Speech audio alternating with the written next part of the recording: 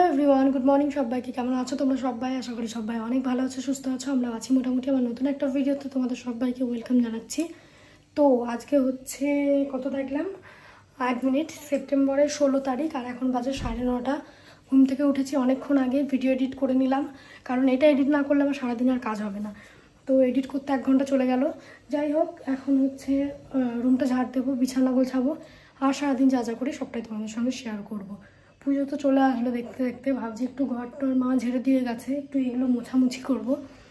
তো চলো সারাদিন যা যা করি সেগুলো শেয়ার করব। ভিডিওটা দেখতে থাকো, কেউ স্কিপ করো না। হোক আজকের এই ব্লগটা দেখতে তোমাদের অনেক অনেক ভালো লাগবে।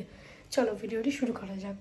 সকাল সকাল উঠে লেগে পড়লাম কাজে। ভিডিওটাকে আমি সকাল সকাল এডিট করে নিই, যাতে সারাদিন ব্যস্ত থাকলেও সন্ধ্যাবেলায় আমি ভিডিওটা পোস্ট করে দিতে পারি। তো সেই কারণে ঘুম থেকে উঠেই আমি ভিডিওটাকে আগে ভয়েস ওভার দিয়ে নিই, আর এডিটটাকে আমি রাতে শুয়ে শুয়ে করে রাখি। এর ফলে আমারও কাজের সুবিধা হয়, যে ভিডিওটা তো এডিট করা আছে, এটা একটা নিশ্চিন্ত থাকি। যাই হোক, এদিকে দেখো, তারপরে রুমটাকে ঝাড় দিয়ে নিলাম, তারপরে দরজা জানলাগুলো সব খুলে দেবো। আর আবারও বলে দিচ্ছি, ঘড়ির ব্যাটারি কিন্তু ভুল, ব্যাটারিটা আমার লাগানোই হচ্ছে না, অ্যাকচুয়ালি যাওয়াই হচ্ছে না। কি আর করি বলো, একার কতদিক ব্যালেন্স করবো। নেক্সট যেদিন দোকানে যাব সেদিন ঘড়ি ব্যাটারিটা নিয়ে আসবো।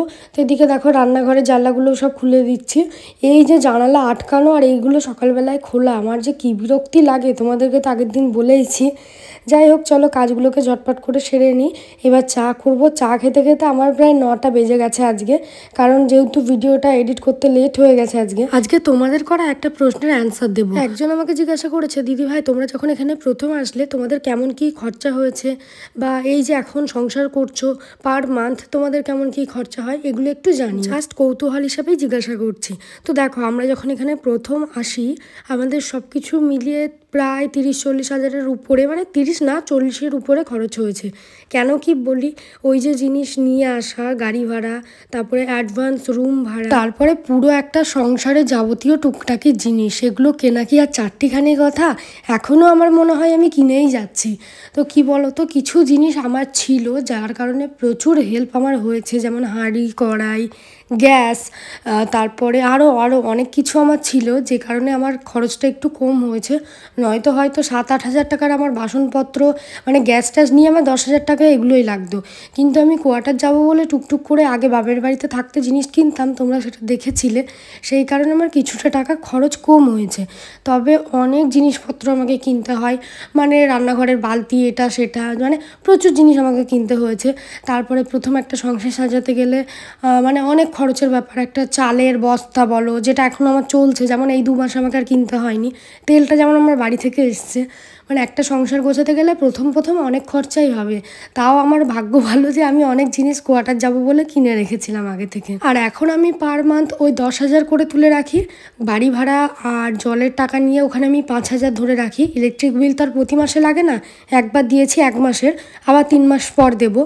তো তখন যা লাগবে, আর এখন তো লাগছে না। বা ওই 10 হাজারের মধ্যে হয়তো আমার খরচ হয়, মানে বাকি যে 5 হাজার থাকছে তার মাঝে হয়তো আমার 3-4 এরকম খরচ হয়। যেহেতু একা একটা মানুষ থাকি, একা মানুষের আর কত খাবার লাগে, তার উপরে একা থাকলে তো আমি রান্নাই করি না। তো বুঝতেই পারছো, ওই টুকটাকি যা তোমাদের দাদাভাই খাবার দাবার সব কিনে দিয়ে গেছে, চাউমিন, পাস্তা, এটা সেটা, সেগুলো এখনও রয়েছে। মানে বড় বড় প্যাকেট কিনে দিয়ে গেছে তো 1 কেজির কাছে, তো সেগুলো আমি এখনও শেষ করতে পারিনি। ওইগুলোই চলে আর কি, ওইগুলো এখন আর কিনতে হয় না। ওই টুকটাক তোমার মশলাপাতি, এগুলো ফুরিয়ে যায়, এগুলো কিনতে হয়, সবজি বাজার করতে হয়, মাছ মাংস এগুলোই যা কিনতে হয়। আর দুধ নিই আমি প্রতিদিন, এই আর কি। তাও তো আমার এটা সেটা অনেক খরচ আছে। নয়তো কোনো মানুষ যদি প্রপারলি সংসার চালায়, যেমন যারা একটু অভিজ্ঞ মানুষ, তারা যেমন জানে সংসারটা কীভাবে চালাতে হয়, তারা হয়তো তারও কমে করতে পারবে। আর এখন যা জিনিসের দাম, এর থেকে কমে হবেও না, আমার তো মনে হয় না হবে বলে। তাও সবজিপাতি বেশিরভাগ টাইম আমার বাড়ি থেকে আসে বলে, নয়তো পুরো 5ই লেগে যেত। তবে চালটা আমার প্রায় শেষের দিকে, মানে ওই 1-2 ঢপে ছিল, একটা ঢপ শেষ হয়ে আর একটার অর্ধেক হয়েছে। তো তোমাদের দাদাভাই আস্তে আস্তে, আমি ভাবছি যে চলবে কিনা জানি না, ও তো সামনের মাসে আসবে, ও এসেই আনবে। আর কোন চালটা কি ভালো অত তো আমি বুঝিও না। চালটা যে শেষের দিকে এটা আমি ওকে বলছিলাম, তারপরে ও বললো দেখো এই মাসটা চলে কি, তারপর সামনের মাসের দিকে তো বাড়ি যাবোই, তখন হচ্ছে আমি গিয়ে নিয়ে আসবো। আর না চললে অল্প একটু লাগলে বাড়ি থেকে নিয়ে আসবো। যাই হোক, তো এদিকে দেখো ভাত বসিয়ে দিয়েছি। সকালে একটুখানি চা মুড়ি খেলাম, অনেকদিন হলো মুড়ি খাইনি, তাই আজকে একটু চা মুড়ি খেলাম। হঠাৎ করে কালকে থেকে আমার প্রচুর বুকে যন্ত্রণা করছিল সারা রাত। তো গ্যাসের ওষুধ প্রথমে খেয়েছিলাম, নর্মালটা কমেনি, তারপরে যেই হাই পাওয়ারের ওষুধ খেলাম তখন ঠিক হলো। মানে এত বুকে যন্ত্রণা করছিল যে আমি কাত হয়ে শুতেই পারছিলাম না। প্রথমে একবার সন্দেহ হলো যে এটা গ্যাসেরই, তো ভয় লাগছিল। তারপরে দেখলাম না, একটু হাই পাওয়ারের ওষুধ খাওয়ার পর গ্যাসটা কমে গেল। যাই হোক, সেই কারণে আজকে সকালে শুধু দুধ চা খেলাম না, একটুখানি মুড়ি দিয়ে খেলাম। মুড়িটাতে আমি তেল কিছু দিইনি, নর্মালি খেয়েছি। আর এদিকে দেখো ভাত বসিয়ে দিয়েছি, আলু পটল একসঙ্গে ভাজা করব। এই যে অ্যাসিডিটির প্রবলেমটা আমার বরাবরেরই ছিল, তবে এইখানে যে আমি 2.5 মাস এসেছি, এখানে একদিনও আমি ওষুধ খাইনি। আর এই দিন এমন ব্যথা হয়েছে আমার 4 দিন ছিল, মানে গ্যাসটা 4 দিন ধরে ছিল। আমি এমনি নর্মাল ওষুধ খেয়েছি, সেইগুলো খেয়ে কমছিল না। তারপরে একটা যে হাই পাওয়ারের খেলাম তখনই কমে গেল। প্রচুর ভয় পাচ্ছিলাম, বাড়িতেও মাকে বলতে পারছিলাম না, টেনশন করবে বলে। শেষে বাধ্য হয়ে বললাম 3-4 দিন ধরে যখন দেখলাম ভালো হচ্ছে না। তারপরে যাই হোক, এখন ঠিক আছি, সুস্থ আছি। তো এইদিকে দেখো ভাতটা হচ্ছে, আর এই সাইডে আলু পটলটাকে ভাজা বসিয়ে দিলাম। আর করব মাছের ঝোল, আর দই তো রয়েছে, এইটুকুনি আজকে তরকারি। তো এই যে দেখো আলু পটল ভাজাটা হয়ে গেছে, ভাতটাও আমি ফ্যান গালতে রেখে দিয়েছি। আর এবার মাছগুলোকে ভেজে নিচ্ছি। একা রান্না করতে গেলে এই একটা সমস্যা, অল্প রান্নাবান্না খেতে টেস্ট লাগে না। কার কার এমন হয় কমেন্ট করবে তো তারপরে রান্নাবান্না সেরে বিকেল 4টের সময় আমি আসলাম ঘর পরিষ্কার করতে। আজকে এখনও স্নান করিনি, বুঝতেই পারছো কতটা বাজবে। তো ঘরে ঝুলটুল মা সব ঝেড়ে রেখে গেছে।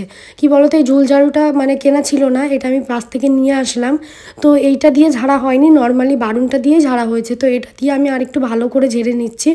আর পুজোর টাইম মানে তো ঘর টর পরিষ্কার করতেই হবে, জানো আমাদের বাঙালি বাড়িতে শুধু ঘর কেন, এমন কোনো জিনিস থাকে না যে পরিষ্কার করা হয় না। যাবতীয় যা সমস্ত কিছু পুজোর আগে পরিষ্কার করা হয়। জানি না ওই বাড়িতে মা কতদূর কি করেছে, গিয়ে আমাকে আবার করতে হবে কি। বারান্দার ঝুল ঝাড়া আমার কমপ্লিট। বারান্দাটাই একটু যা ছিল, ঘরে কিন্তু আমার কোনো ঝুল ছিল না, ওই নামমাত্র দেওয়াই হলো।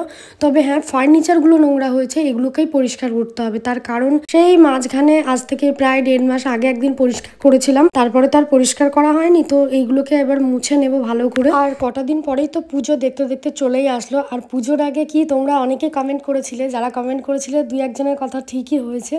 আর জাস্ট হাতে গোনা কটা দিন তারপরেই আমার বার্থডে আসছে। তবে এবার বার্থডেতে কিচ্ছু করবো না গাইজ, কারণ কোনো প্ল্যানিং নেই আমার। তোমাদের দাদাভাই আগের বার ছিল, তো ভালো, বেশ একটু ভালো করে হয়েছিল। আর এমনিতেও আমার মা প্রত্যেকবারই করে, তবে এবার আমি মাকে আগে থেকেই মানা করে দিয়েছি যে এবার আমি কিচ্ছু করবো না। তো যাই হোক, এবার কিন্তু আমার একদম পুজোর মাঝেই বার্থডে, পঞ্চমীর দিন আমার বার্থডে পড়েছে। কিছু করি বা না করি মায়ের হাতের পায়েস ওটা তো আর মিস হবে না, সেই কারণে বার্থডের আগেই আমি বাড়ি যাব। তো সেই কারণে দেখো আর বেশি দিন তো নেই, যার জন্য ঘর টর সব মুছে ঝুলটুল ঝেড়ে পরিষ্কার করে রাখছি, কারণ আর কিছুদিন পরেই বাড়ি যাব। আর বাড়ি গিয়ে আমার রুমের কি অবস্থা সেটাও দেখবো। মাকে যদি আমি ফোন করে বলেছি সব কিছু পরিষ্কার করে রাখবে, এবার গিয়ে কিন্তু আমি আর করতে পারবো না। তার কারণ পুজোর মাঝে তো আর ওইসব করতে ভালো লাগবে না, একটু ঘুরে বেড়াতে ইচ্ছা হবে। তো যাই হোক, এইদিকে দেখো আমার ঘরে ঝুল ঝাড়া মোটামুটি সব কমপ্লিট। ঘরে ঝুল তেমন ছিলই না, যা ঝুল ছিল বাইরে একটু ছিল, তো বাইরেটাও পরিষ্কার করে নিয়েছি। আর শুধু কাজ করতে কি আর ভালো লাগে। তো এই যে ছোট্ট স্পিকারটা আছে, ওইটাতে দুমদাম করে গান চালিয়ে দিয়েছিলাম।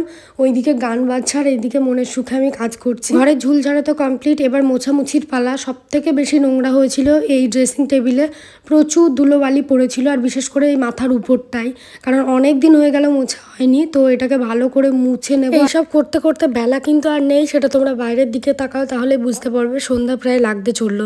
মানে এই সব মোছামুছি করে আমি 5টা 5:30টার দিকে স্নান করেছি, প্রথম এখানে এসে। মাকে বলিনি, নয়তো আমাকে এত বকবে, কারণ আমার টাইমের কোনো ঠিক নেই। আর আমি ভাবলাম লেগেই যখন পড়েছি একবারে কাজটাকে কমপ্লিটই করে নিই, নয়তো আবার কবে কোন দিন সময় পাবো তারও ঠিক নেই।